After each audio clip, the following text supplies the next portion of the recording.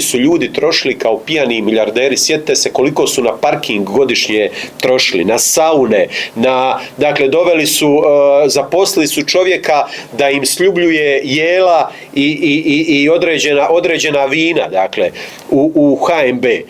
A istovremeno po pitanju svoje temeljne funkcije, a to je stabilnost cijena, ništa nisu poduzeli. Upravo je Plenkovićeva vlada izabrala u 2 navrata guvernera Vujčića, praktički nedavno. Ali to nije sve. Dakle, većinu ljudi u savjetu HNB-a je imenovala Plenkovićeva vlada, pa tamo imamo ljude, dakle, koji su obnašali funkcije u ministarstvu. Imamo bivše ministre poput Ćorića, a nedavno, prije ljetne stanke, je ispod žita provučena točka gdje smo imenovali, odnosno Hrvatski sabor je imenovao, a mi iz Mosta smo ustali protiv toga, Bojana Frasa i Mihajla Faulenda. I to znate kako su prikrili točku?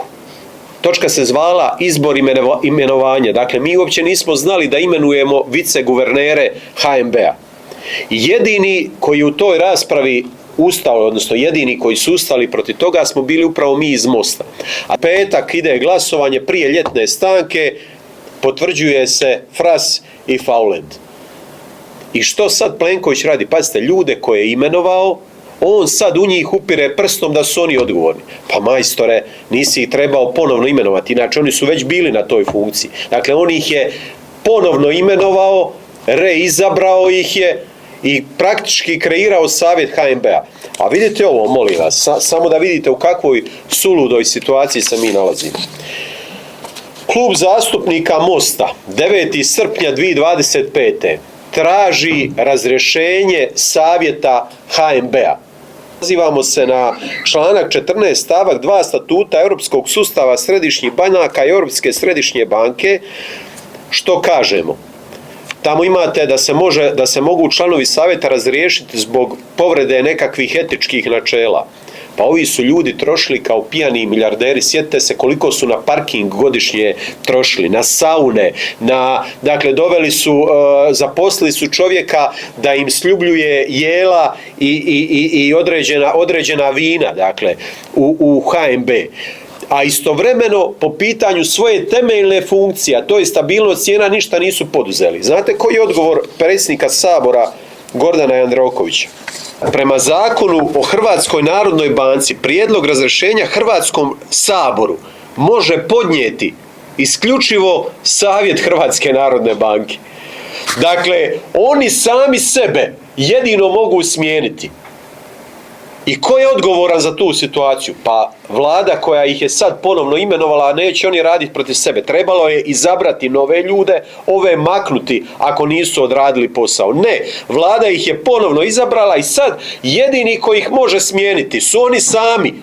Oni sami mogu utvrditi, dakle, Ćorić, Fras, Faulend, Vujčić, oni sami mogu utvrditi jesu li povrijedili dužnost, jesu li povrijedili etičke principe.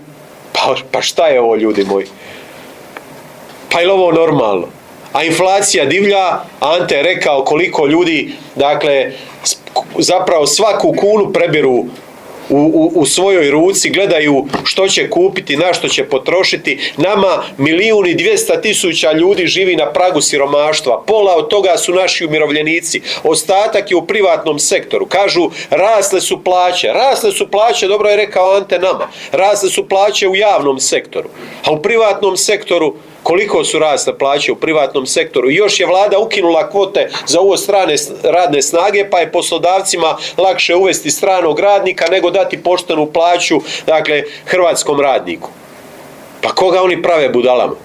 Ja mislim negdje oko 400.000 ljudi ima plaću oko minimalca ili nešto veću od minimalca, dakle 1.000 eura. Naši zaštitari, dakle, obavljaju opasan posao za takvu plaću, za minimalac.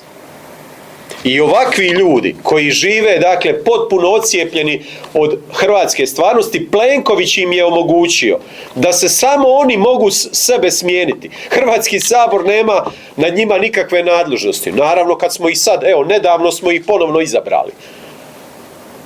Je li im to nagrada za ovo što su radili, dakle i po pitanju uvođenja eura ili kroz cijelo ovo vrijeme? Ovo je odgovornost samo jednog čovjeka. I sa ove konferencije za medije, u ime svih ljudi u Hrvatskoj koji rade u privatnom sektoru, u ime svih naših umirovljenika, ja upirem prst u samo jednog čovjeka, u Andreja Plenkovića, koji je odgovoran i za uvođenje eura u najgorem trenutku i koji je odgovoran da nam ovakvi ljudi, koje on sad proziva i nastoji prebaciti odgovornost, zahvaljujući njemu sjede u savjetu Hrvatske narodne banke i samo oni sebe mogu odlučiti kazniti i smijeniti.